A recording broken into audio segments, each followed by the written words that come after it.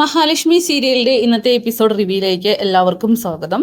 പ്രതാപന്റെ ഈ ഒരു അവസ്ഥയിൽ ഏറ്റവും കൂടുതൽ വിഷമിക്കുന്നതും ടെൻഷൻ അടിക്കുന്നതൊക്കെ തന്നെ മഹാലക്ഷ്മിയാണ്. കാരണം പണ്ട് അവൾ ഇക്കാര്യം പറഞ്ഞ് പ്രതാപനെയും കരുണയെയും മുത്തശ്ശിയെയും വരച്ച വരയിൽ നിർത്തിയിട്ടുണ്ടെങ്കിലും ഇന്ന് അത് അവൾക്ക് നേരെ ആയുധമായിട്ട് വന്നിരിക്കുകയാണ്.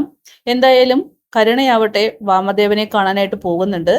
തന്റെയും തന്റെ അച്ഛന്റെയും ഇപ്പോഴത്തെ അവസ്ഥയ്ക്ക് കാരണം താൻ മാത്രമാണെന്നും അന്നത്തെ തന്റെ മാനസിക നില തെറ്റിയത് കൊണ്ടാണ് ഇങ്ങനെയൊക്കെ ഞങ്ങൾക്ക് അനുഭവിക്കേണ്ടി വന്നതൊക്കെ പറയുമ്പോൾ വാമദേവൻ പറയുന്നുണ്ട്, എത്രയും പെട്ടെന്ന് നിന്റെ അച്ഛനെ ഒരു മെന്റൽ ഹോസ്പിറ്റലിലേക്ക് മാറ്റുക, അല്ലെങ്കിൽ പിന്നെ എല്ലാവരും അറിയട്ടെ, ഞാൻ എന്തായാലും ജയിലിൽ പോയി കിടക്കും, നിന്റെ ജീവിതമായിരിക്കും നാശമാവാനായിട്ട് പോവുക. മഹാലക്ഷ്മിയുടെയും കണ്ണന്റെയും മുന്നിൽ നീ എരുന്ന് ജീവിക്കേണ്ടി വരും. കാരണം ഈ കേസ് നടത്താനും നഷ്ടപരിഹാരത്തിനുമായിട്ട് നിന്റെ അച്ഛന്റെ സ്വത്തുക്കൾ മുഴുവനും വിറ്റാലും ശരിയാകില്ല, മതിയാവില്ല എന്നൊക്കെ പറയുന്നു. ഇത് കേട്ട് കരുണയാണെങ്കിൽ ആകെ തകർന്നു പോവുകയാണ്. മഹിയാണെങ്കിൽ തന്റെ വിഷമങ്ങൾ ആരോട് പറയുമെന്നറിയാതെ മനസ്സിൽ ഒളിപ്പിച്ചുകൊണ്ട് നടക്കുന്നുണ്ട്. അവസാനം മോഹിനിയോട് കാര്യങ്ങളൊക്കെ തുറന്ന് സംസാരിക്കുന്നുണ്ടെങ്കിലും അവൾക്കൊരു സമാധാനം കിട്ടാതെ മാർക്കോയെ ചെന്ന് കാണുന്നു. ഈ സമയം മാർക്കോയാണെങ്കിൽ തന്റെ ആ ഒരു ജന്മരഹസ്യവും തന്റെ കൂടെയുള്ള മുരുകസ്വാമിയുടെ ശക്തിയെക്കുറിച്ചൊക്കെ തന്നെ പറയുന്നു. ഇനി ഈ രഹസ്യം മഹാലക്ഷ്മി മനസ്സിൽ കൊണ്ട് നടക്കരുത്, എത്രയും പെട്ടെന്ന് അറിയിക്കേണ്ടവരെയൊക്കെ തന്നെ അറിയിക്കുക. ആദ്യം ലേഖയെയും അനന്തുവേട്ടനെയും അറിയിക്കാനായിട്ട് മാർക്കോ പറയുന്നു. അങ്ങനെ തിരിച്ചെത്തുന്ന മഹാലക്ഷ്മി ആണെങ്കിൽ മാർക്കോ പറഞ്ഞതുപോലെ തന്നെ ലേഖയോടും അനന്തുവിനോടും മനസ്സ് തുറക്കാൻ തന്നെ തീരുമാനിക്കുകയാണ്. കണ്ണനെ താൻ ചതിച്ചുകൊണ്ടിരിക്കുകയാണെന്നും വലിയൊരു ചതി ചെയ്തെന്നും അതിന്റെ സത്യത്തിലേക്ക് നടന്നുകൊണ്ടിരിക്കുകയാണെന്നൊക്കെ തന്നെ മഹാലക്ഷ്മിക്ക് പൂർണ്ണ ബോധ്യമുണ്ട്. അങ്ങനെ ലേഖയും അനന്തവും ചോദിക്കുന്നുണ്ട്, മഹി കുറെ ദിവസമായി ഇങ്ങനെ മൂഡ് ഓഫ് ആയിട്ട് നടക്കുന്നു. ആ പ്രതാപന്റെ ഈ ഒരു അവസ്ഥ വന്നതിന് ശേഷമാണ് മഹാലക്ഷ്മി ആകെ സങ്കടത്തിലായിരിക്കുന്നത്. സത്യം പറ മഹി, എന്തിനാ ഇങ്ങനെ പേടിക്കുന്നത്?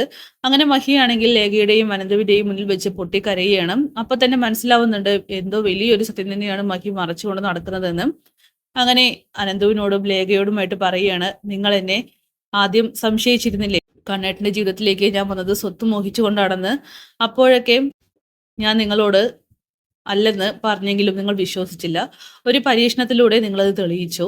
അതുകൊണ്ട് അപ്പോഴും ഞാൻ സത്യങ്ങളൊന്നും തുറന്നു പറഞ്ഞില്ല. പക്ഷേ കണ്ണേട്ടന്റെ ജീവിതത്തിലേക്ക് ഞാൻ വരാൻ കാരണമായ ഒരു വലിയ സത്യം ഞാൻ നിങ്ങളിൽ നിന്നും എല്ലാവരിൽ നിന്നും മറച്ചു വെച്ചു. അത് വലിയൊരു തെറ്റാണെന്നൊക്കെ പറയുമ്പോൾ മഹി എന്തൊക്കെയാ പറയുന്നത്? എന്ത് തെറ്റാ താന് ചെയ്തത്?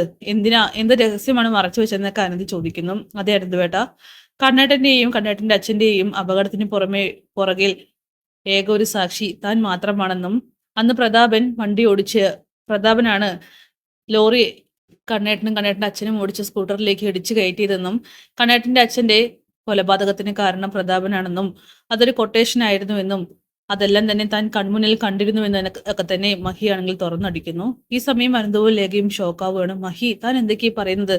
അതെ, അങ്ങനെ അയ്യപ്പ വിഗ്രഹം കിട്ടിയതും കണ്ണനെ താൻ കണ്ടതൊക്കെ തന്നെ പറയുന്നുണ്ട്. പിന്നീട് കാലങ്ങൾക്ക് ശേഷമാണ് കണ്ണേട്ടൻ തന്നെ പെണ്ണാലോചിച്ചു വന്നതും പിന്നെ ഒരു ത്യാഗം എന്നെ ഞാൻ കണ്ണേട്ടന്റെ ജീവിതത്തിലേക്ക് വന്നതും.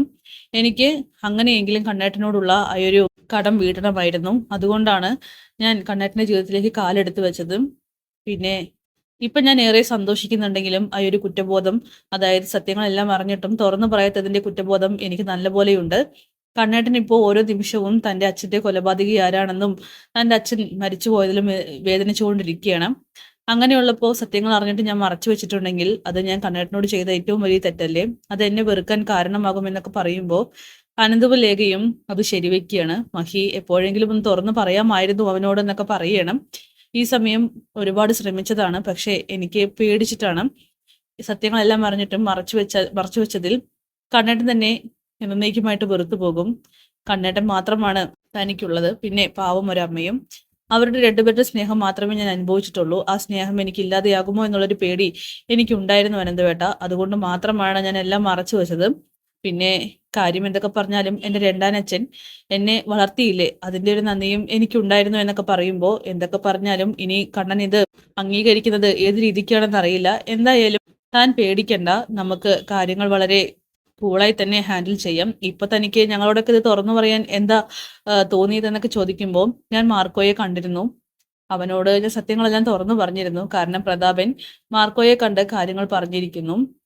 പ്രതാപനെ കണ്ണേട്ടനും തമ്മിൽ കാണരുത് എന്ന് ഞാൻ പറയാൻ തന്നെ കാരണം ഇതുകൊണ്ടാണ്. പ്രതാപൻ സത്യങ്ങളെല്ലാം വിളിച്ചു പറയുന്നുണ്ട്. ഫോണിൽ വിളിച്ച് കണ്ണേട്ടനെ അറിയിക്കാൻ ശ്രമിച്ചപ്പോൾ മുതൽ തുടങ്ങിയ ടെൻഷനാണ് എനിക്ക്. കണ്ണേട്ടൻ ഒരു കാരണവശാലും പ്രതാപനെ കാണരുതെന്നൊക്കെ പറയുമ്പോൾ അങ്ങനെ ഒരിക്കലും തടയരുത് മഹി. എപ്പോഴാണെങ്കിലും സത്യങ്ങൾ പ്രതാപനിൽ നിന്നായാലും മറ്റാരിൽ നിന്നായാലും കണ്ണൻ അറിയേണ്ടതാണ്.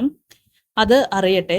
പിന്നെ താൻ മനഃപൂർവ്വമല്ലല്ലോ, അന്നത്തെ സിറ്റുവേഷൻ അങ്ങനെ ആയിരുന്നില്ലേ. പിന്നെ താൻ വിഷമിക്കണ്ട, തൻ്റെ കൂടെ ഞങ്ങൾ എല്ലാവരും ഉണ്ട്. ഇത് തനിക്ക് കുറച്ചുകൂടി നേരത്തെ പറയാമായിരുന്നു. ഒരു കുഞ്ഞിനെ ചുമന്ന് നടക്കുന്ന താൻ ഇത്രയും ടെൻഷൻ അടിക്കേണ്ട ആവശ്യമില്ല.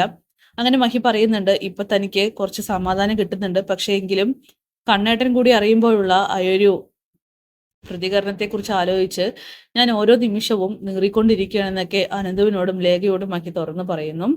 ഒന്നുകൊണ്ട് പേടിക്കണ്ട എന്നും തങ്ങൾ കൂടെയുണ്ടെന്നും അവർ വാക്ക് കൊടുക്കുകയാണ്. എന്തായാലും മാർക്കോയാണെങ്കിൽ ഏതെങ്കിലും വിധേന പ്രതാപന്റെ വായ അടച്ച് കെട്ടാൻ തന്നെ തീരുമാനിക്കുന്നുണ്ട്. അപ്പോൾ കാത്തിരിക്കാം കിടിലൻ എപ്പിസോഡ്സിനായിട്ട്. Bye bye.